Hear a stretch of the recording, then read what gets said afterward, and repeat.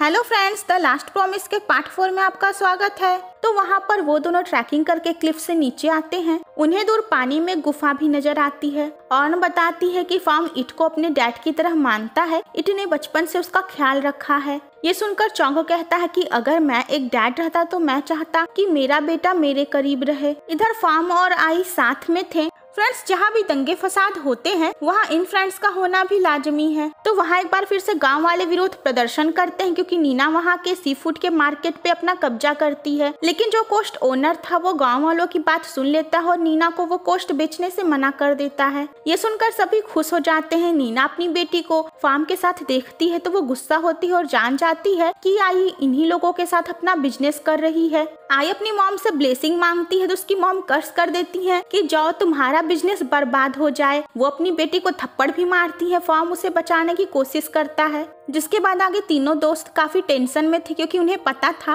कि नीना उनके बिजनेस को बर्बाद करना चाहती है। लेकिन वो सब तो उसी आइलैंड पे ही अपनी टूरिज्म कंपनी शुरू करना चाहते हैं और वो उसके लिए काफी अच्छा प्लान भी बना लेते हैं कि वो टूरिस्ट को वहाँ गाँव की लाइफ जीने का मौका देंगे ताकि वो खुद को नेचर के करीब फील कर सके। वो टूरिस्ट के लिए सिटी से आइलैंड तक की फ्लाइट बुक कराने के लिए और उनकी कंपनी से भी कांटेक्ट करते हैं। इधर नीना एक काबिल रिपोर्टर नामवान को बुलाती है। वो उसे फाक के अचानक लापता होने के बारे में पता लगाने के लिए कहती है। नामवान कहती है कि मैंने इस बारे में काफी छानबीन की, मुझे कुछ पता नहीं चला। नीना उसे दूसरा काम सौंपती है और उसे फार्म की तस्वीर दिखाकर बताती है कि मेरी बेटी की इससे बहुत अच्छी दोस्ती है, तुम्हें इनका ब्रेकअप करवाना होगा और उनका बिजनेस खराब करना होगा। लेकिन फ्रेंड्स, इन तीनों की दोस्ती इतनी अच्छी है कि इसे तोड़ना इतना आसान नहीं है और इनकी दोस्ती ऐसे ही बनी रहेगी जब तक फ्यूचर में कोई भयंकर बवाल न हो जाए। तो वो तीनों फाइनली उस आइलैंड पर अपनी कंपनी लॉन्च करते हैं। तो वो सबसे पहले रिपोर्टर्स और लोगों को बोट की सैर करवाने वाले थे।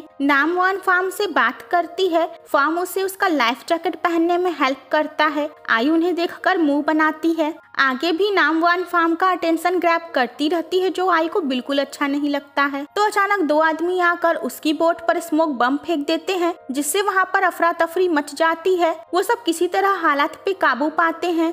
चोंग कहता है किसी ने जानबूझकर यह काम किया है। तो वो सारे रिपोर्टर्स नाराज होकर वहाँ से जाने लगते हैं कि यहाँ पर तो बहुत रिस्क है। चोंग उन्हें जाने से रोकता है और कहता है यहाँ पर टूरिस्ट आने से गांव वालों को भी अपनी जॉब मिलने में काफी हेल्प मिलेगी। वो उन्हें अच्छी खासी स्पीच देता है जो ऑर्न को बिल्कुल फाक जैसी ही लगती है। तो इस स्पीच को सुनने के बाद भी वो रिपोर्टर्स वहाँ से चले जाते हैं। लेकिन नामवान वहाँ रुकने के लिए तैयार हो जाती है। तो रात में फार्म चोंग के साथ जाता है अपनी मॉम के पास। वहाँ पर उसे पता चलता है कि उसके डैड कितने एडवेंचर किया करते थे। वो कहता है कि डैड तो बिल्कुल चोंग जैसे ही थे, अगर आज वो यहाँ होते तो उन्हें मुझसे ज्यादा चोंग पसंद आता। तो वहाँ पर इट भी आता है और उसे पता चलता है कि यहाँ पर फाक रहा करता था। उसे वहाँ पर एक बुक मिलती है जिसमें वो सब फाक का भेजा हुआ पोस्ट कार्ड देखकर शॉक्ड हो जाते हैं। बस फिर क्या, जिस कॉफी शॉप का एड्रेस उस पे लिखा हुआ था वो सब दूसरे दिन वहाँ जाने के लिए निकलते हैं। लेकिन रास्ते में ही कुछ गुंडे उनके ऊपर गोलियां चलाने लगते हैं और ऐसे हवा में ही गोलियां चला कर वहाँ से निकल जाते हैं। वहाँ पुलिस भी आती है और वो कहती है कि फिलहाल तो उन्हें इस बारे में कुछ भी पता नहीं चला है कि ये हरकत किसकी थी। तो खैर वो सब उस कॉफी शॉप में पहुँचते हैं और वहाँ देखते हैं कि वहाँ कई सारे पोस्ट कार्ड हैं जो फाक के नाम से आए हुए थे।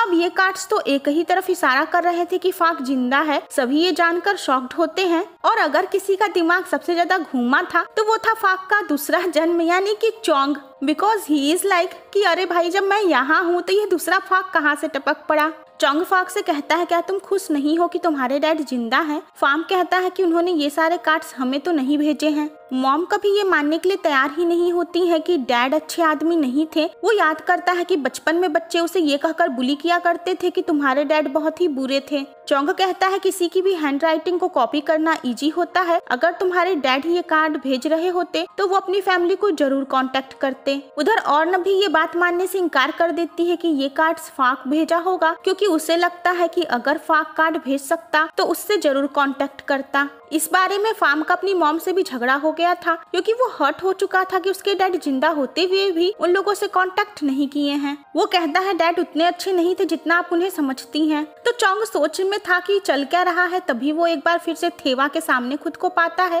थेवा उसे वार्न करता है कि तुम्हें दोबारा मिशन कंप्लीट करने के लिए भेजा गया है, न ही अपने बेटे और अपनी वाइफ से रिलेशन बनाने के लिए। चोंग परेशान होकर पूछता है कि आखिर मेरा पुनर्जन्म हुआ ही क्यों है। तो थेवा, जो अब तक चोंग को उसके मिशन के बारे में कुछ भी बताने से इनकार करता है, वो फाइनली उसे बता देता है कि फाक एक मेडिसिन के रिसर्च के प्रोजेक्ट से जुड़ा हुआ था जिसे कुछ बुरे लोग पाना चाह रहे थे। फाक उसी को बचाने के चक्कर में अपनी जान गंवा बैठा। थेवा उसे फाक की डेड बॉडी ढूंढने के लिए कहता है और बताता है क्लू उसे डायरी में ही मिलेगा। चोंग कहता है तुम सीधे नहीं बता सकते कि उसकी डेड बॉडी कहाँ है। तो थेवा कहता है नहीं। तो और अपने बेटे फार्म की बातें याद करके दुखी होती है कि वो अपने डैड के बारे में गलत सोचता है। तभी वहाँ चोंग आता है और कहता है आप दुखी मत हो, मैं फार्म को समझाऊंगा। वो पूछता है कि फाक आपको कैसे चीयर अप किया करता था। तो ऑर्न कहती है वो हर वो चीज करता था जो मुझे पसंद है। चोंग उसके क्लोज जाकर उसका बाल हटाता है तो ऑर्न को काफी अजीब लगता है। तो नीना का बॉडीगार्ड कोंग आइलैंड के एक गुफा में फाक के बारे में क्लू ढूंढने के लिए गया हुआ था। वहीं पास में ही तीनों फ्रेंड्स और वो रिपोर्टर नामवान एडवेंचर के लिए निकले हुए थे। तो नामवान आई से पूछती है कि फार्म ने अपनी मॉम का बिजनेस ज्वाइन क्यों नहीं किया। आई कहती है क्योंकि उसे अपना बिजनेस करना था। नामवान पूछती है क्या इसकी अपने मॉम से नहीं बनती है। आई कहती है ऐसा कुछ नहीं है और तुम्हें फार्म के बारे में इतना पूछना ही है तो उससे पूछ लो। इधर कोंग गुफा में पानी के अंदर फंस जाता है क्योंकि पानी का लेवल काफी ज्यादा बढ़ रहा था। वो हेल्प के लिए चिल्लाने लगता है और उसकी आवाज उन लोगों को सुनाई देती है। वो जानते हैं कि गुफा में कोई फंस गया है। तो ये सब तो दूसरों की मदद करने में सबसे आगे हैं। इसलिए चोंग कहता है कि तुम लोग यहाँ से निकलो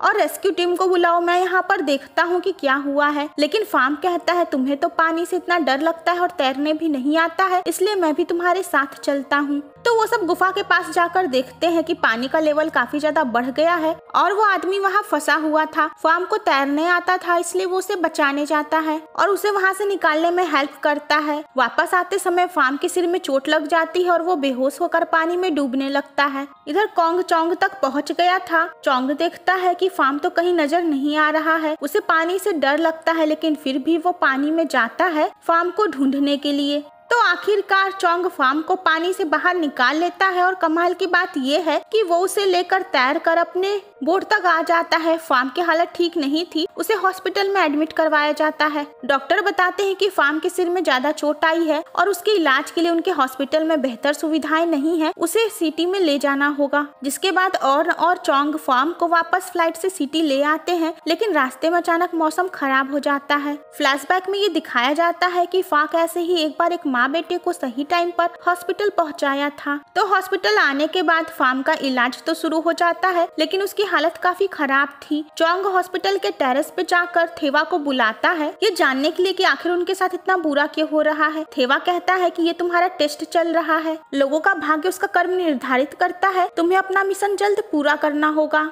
तो फार्म को होश नहीं आता है। ऑर्न को बहुत चिंता होती है। वो रोती है और कहती है कि तुम्हारे डैड के जाने के बाद तुम ही तो मेरे पास थे। चोंग ऑर्न को कंसोल करता है। वो ऑर्न से कहता है कि सब ठीक हो जाएगा। आगे ऑर्न बहुत ज्यादा दुखी थी तो चोंग उसे हक करके कंसोल करता है। उसके बाद वो सब हॉस्पिटल में आते हैं। आई चोंग को देखते ही उसे गले लगाकर रोने लगती है। ऑर्न और चोंग डर जाते हैं कि कहीं फार्म को कुछ हो तो नहीं गया। इट बताता है कि फार्म को होश आ गया है। ये जानने के बाद दोनों रिलीफ होते हैं। चोंग आई से कहता है कि तुम रो क्यों रही थी। आई कहती है कि मैं खुशी से रो रही थी। तो ऑर्न फार्म को बताती है कि चोंग ने उसकी जान बचाई है। चोंग ऑर्न को आगे कॉफी देता है और उसके होठ में कॉफी लग जाता है तो वो उसे साफ करता है। इट ये सब देख लेता है। आगे वो चोंग को वार्न करता है कि लोगों की मदद करना अच्छा है लेकिन तुम लोगों को वहाँ रेस्क्यू टीम का वेट करना चाहिए था। वो बोलता है कि फार्म मेरे बेटे जैसा है और फाक ने मरने के पहले मुझे इनकी जिम्मेदारी दी है, तो अगर किसी ने मेरी फैमिली को खतरे में डाला तो मैं उसे नहीं छोड़ूंगा। तो आगे चोंग को भी ऐसा लगता है कि इट भी उनकी फैमिली का हिस्सा है और उसका यहाँ होने का कोई मतलब नहीं है। तो फ्रेंड्स इसका नेक्स्ट पार्ट देखना मत भूलिएगा।